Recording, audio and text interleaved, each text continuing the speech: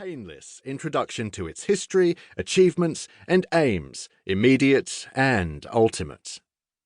The history is important because although AI now seems everywhere, at least according to newspapers and media, and is pressing upon every human skill, it has actually been around for a long time and has lapped up around us very slowly.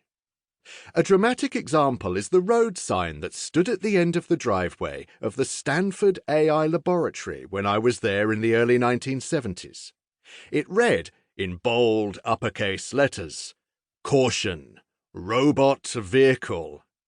This vehicle was rarely seen, and it consisted of 4 bicycle wheels with a wooden tray on top holding a radio aerial, a camera, and a computer box.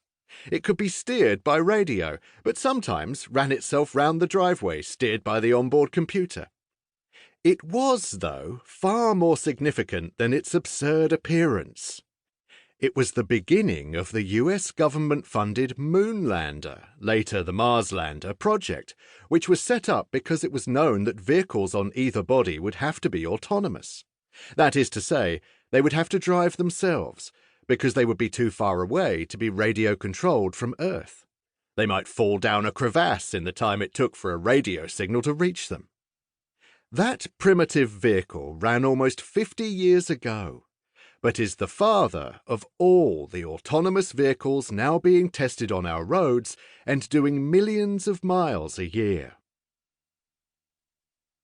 Early setbacks to AI. It is important to see how long AI has been gestating, slowly but surely, even though it has been a bumpy ride with major setbacks. For example, in 1972 and 1973, AI suffered 2 major setbacks.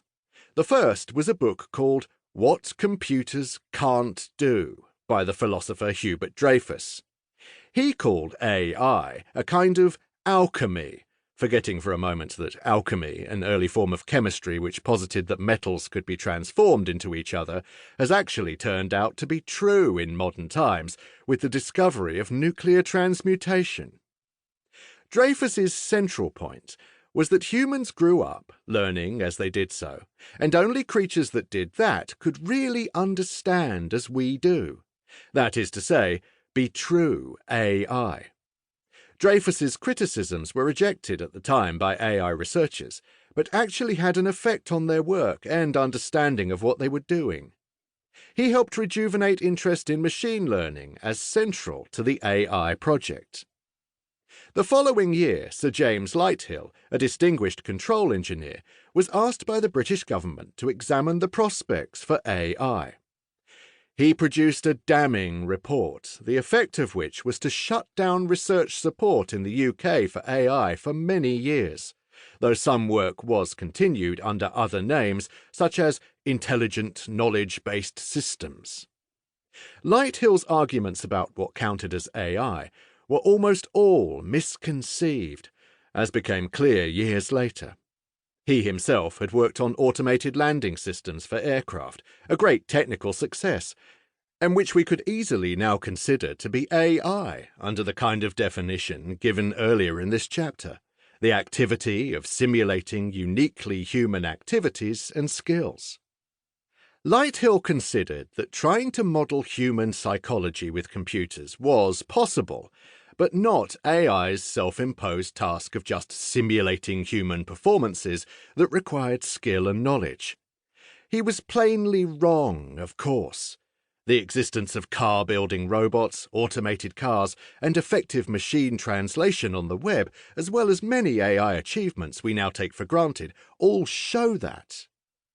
Although a philosopher and an engineer respectively, Dreyfus and Lighthill had something in common.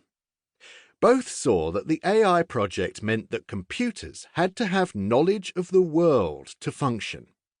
But for them, knowledge could not simply be poured into a machine as if from a hopper. AI researchers also recognized this need, yet believed such knowledge could be coded for a machine, though they disagreed about how. We shall revisit this topic of knowledge and its representation many times in the course of this book. Dreyfus thought you had to